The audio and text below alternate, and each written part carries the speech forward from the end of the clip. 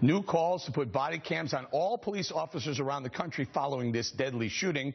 It would cost a pretty penny, but would it help save lives? Hi, everyone. I'm Eric Bong. Welcome to Cashin. Our Cashin crew this week, Wayne Rogers, Jonathan Honig, Lisa Booth, and our favorite libertarian is back, Juan Williams. Welcome, everybody. We're now looking at dash cam video right before the shooting. Cop cars obviously have cameras, so would it make sense for all officers to have cameras too? Now, Lisa, let's start with you. What do you think? Every cop in the country with a body cam. Well, look, this is obviously a horrific tragedy that took place here. And look, I'm all for body cameras as long as it's happening on the local level and as long as the police departments are okay with it. Look, this isn't something that should be federally mandated. You know, 1/3 of police departments across the country already have body cameras. So I think we let this happen at the local level. And look, contrary to what people in Washington, D.C. think, this one-size-fits-all approach to governing doesn't work. I mean, look, every city across the country is different. Every cop's beat is different. So I think we need to weigh the cost-benefit analysis. Look at the numbers, look at the facts, and make a conscientious decision instead of a knee-jerk reaction. What say you, Wayne? It may actually help law enforcement officers as well. They're under a lot of microscopes and scrutiny lately. Well, of course it helps, Eric. And anytime you get at the truth, it helps. And if the camera is the truth, and that's what we see, of course, that helps.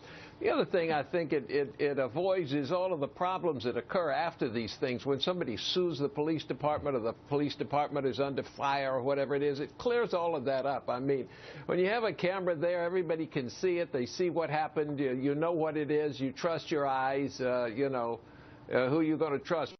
Lying eyes? No, you're going to trust what you see on the screen. I want to get to my real libertarian, not my fake one. So hold on 1 second, Juan. John, a violation of Fourth Amendment rights to have a camera on every cop?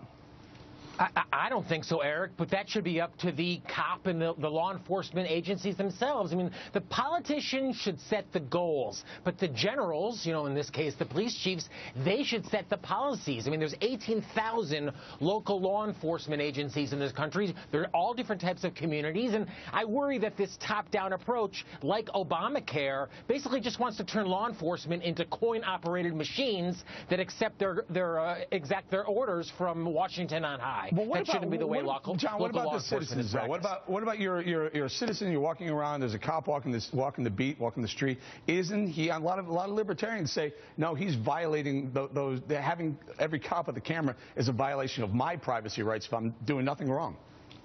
Well, I'm an objectivist, not a libertarian. And, Eric, you know, here in Chicago, there's cameras on almost every street corner watching people. So I don't think, from my perspective, I'm not a lawyer, that would be a violation of anyone's individual rights. Okay, what about it, Juan? Your thoughts on this? Look, I've been out there saying I think this is the greatest idea. I think every cop, for the sake of cops, should have a body cam so people stop pointing the finger at them, claiming brutality. What say you? Well, I think that the key here is that it's proven to be the case that I think it's 87% fewer citizen complaints, almost 60% fewer instances of use of force. So it does make a difference. But to Lisa's point, the federal government is simply encouraging by offering grant money. They're not compelling anybody. It's up to the local government, to the local department to make that decision. I do think that there is a matter of liberty involved because, you know, the tape doesn't always show everything. The tape starts at some point, ends at some point.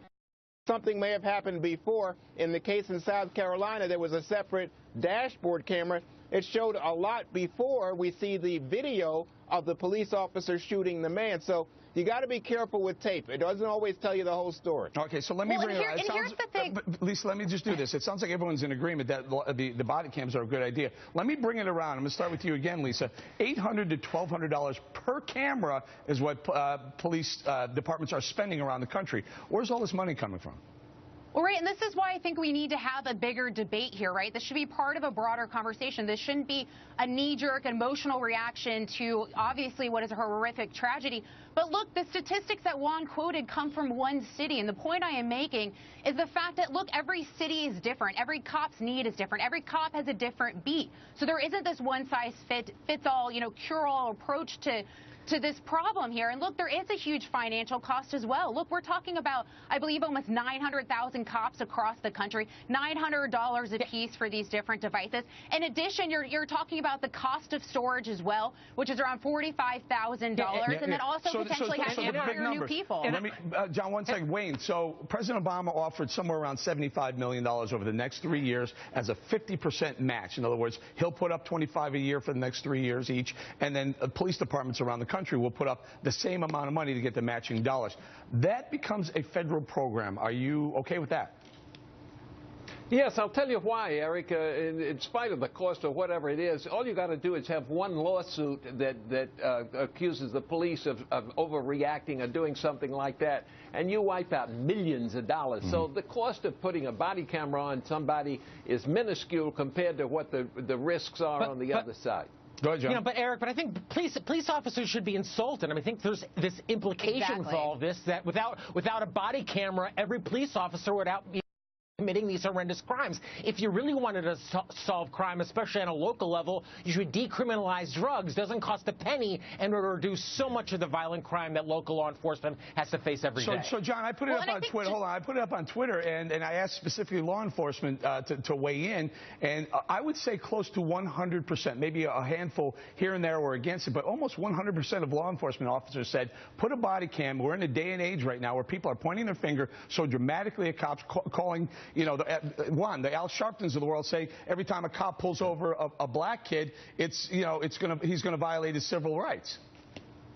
Well, so I think that in that case, if you get such strong support from the law enforcement community, Eric, let's go for it. I will say, to my mind, from a citizen's point of view and from a black citizen's point of view, I think that there is an advantage to it. I'm very sensitive and curious that Jonathan didn't have any civil libertarian issues with it, because I think that some people, in terms of the local communities, do question whether or not you want to be on camera every time a police officer is looking at you. I'll tell you what, though. I'll bet you bad actors act less bad when they know they're being filmed every second of a traffic stop. I also think that but this conversation also needs to happen surrounding facts and surrounding data and making sure that it financially makes sense as well, instead of, my problem is that I feel like this is stemming from a broader, anti-cop sentiment that is permeating throughout the media right now and with people. And I think, quite frankly, that's sad. And so I want to make sure that this is happening from the correct what about the anti-dead person? What about the dead person problem? Right. This is something we need. In this debate is sparked because a bad cop in South Carolina, allegedly murdered a victim over traffic, over a But it initially cited after the Mike Brown incident. Got to leave.